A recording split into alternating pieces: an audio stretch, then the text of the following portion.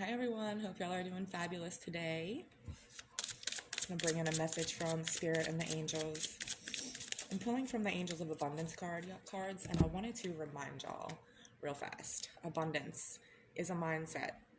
And if we think in abundance and put ourselves where we want to be in our imagination, our subconscious has no choice but to match that energy. It doesn't know the difference between what's actually happened and what we're thinking. That's why so many people seem to be in a state of lack, in a state of how am I going to pay my bills? I can't afford that. I'll never be able to get that because I don't make enough money. You're literally attracting that energy back into you. So if you put yourself in a mental situation where you're already where you want to be and just imagine that, the energy has to meet in the middle. It has to, especially when there's no fears blocking it. And when we put fears out there, it's literally like taking a big brick or a stone or something and putting it in front of our manifestation. And it can't come through because that resistance is blocking it. So when that stone is moved out of the way, that energy has free flow. But we have to be on the right vibrational channel and the right match to call that in. Because if you're manifesting from a lower vibration of lack and not having, you're still going to be pulling in that lack. Cooperation instead of competition. What's yours is yours and no one can take it from you. There's no need to compete and there's an abundance for all. You have complete access to unlimited abundance for yourself and to share with others. With cooperative partnership, you can accomplish anything. Right. It's not a competition at all. Like, it doesn't matter what the next person has. Everybody's journey is their own journey. So even if it seems like somebody is way, way, way, way, way ahead of you, they're not. Focus on your own personal journey and pay yourself first.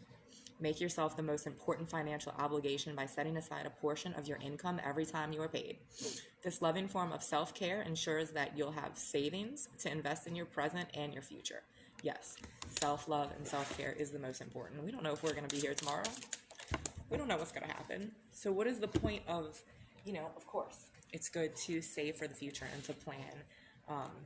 But when we just don't spend and don't allow anything to be circulated, it gets stuck. And then our money gets stuck as well. So that's why it's important to keep it in circulation. And when you throw it out there, you're circulating it. You're not spending it. You're not getting rid of it. You're putting it out there in the circle and it's going to come back to you. I was actually just listening to someone speak about that the other day. And it really, really, really implanted in my head because it makes so much sense. And remember that God is your source. Everything you need is supplied by the infinite source of God, and your faith opens the doorway to receive. In God, source, spirit, the universe, your higher power, whatever you want to associate that with, there is no lack or limitation. Rather, there is plenty of abundance for all to share. And that's exactly right. Like, there's literally enough for everybody. So for us to think that there isn't enough, it's because that program has been implemented into our head.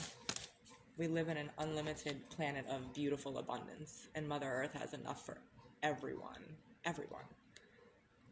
Truth be told, y'all, I'm speaking the truth.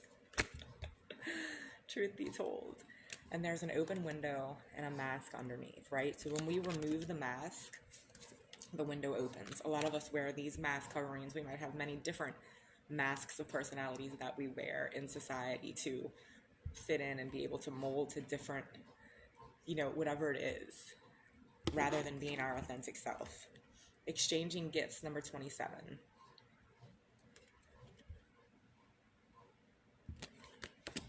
And exchanging gifts also brings in abundance because it's an energy exchange. There's so much more behind it than actually just giving a physical gift.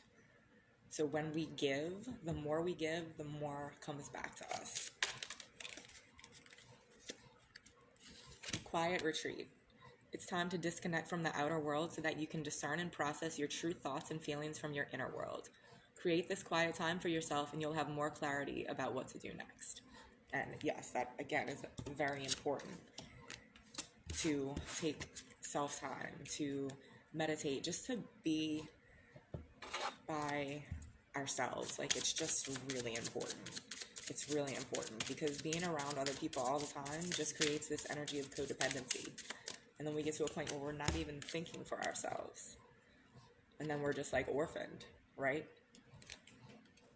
because we're orphaning ourselves when we put that codependency on other relationships so much to the point that we need that to be around and can't enjoy our own company. We're literally orphaning ourselves and abandoning ourselves.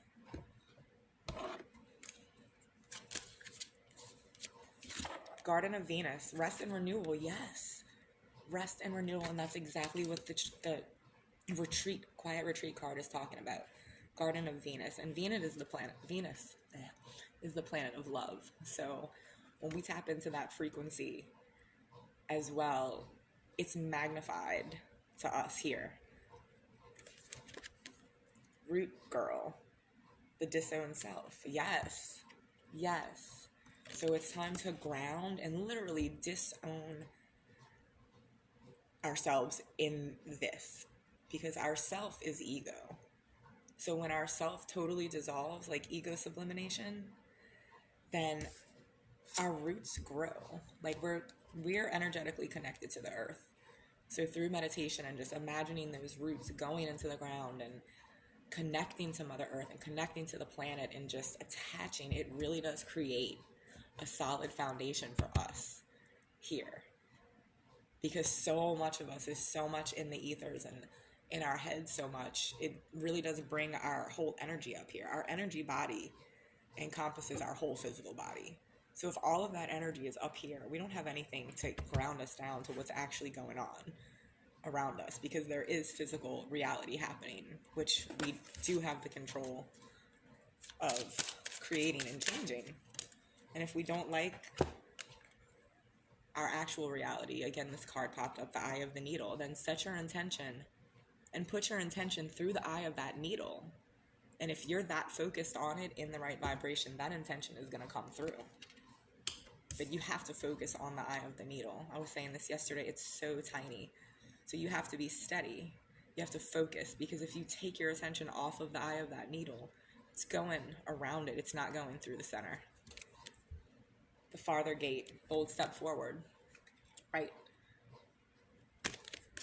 So it's time to take a bold step forward and just release this toxic energy, because whoever this message is for is being called to go into hermit mode and retreat.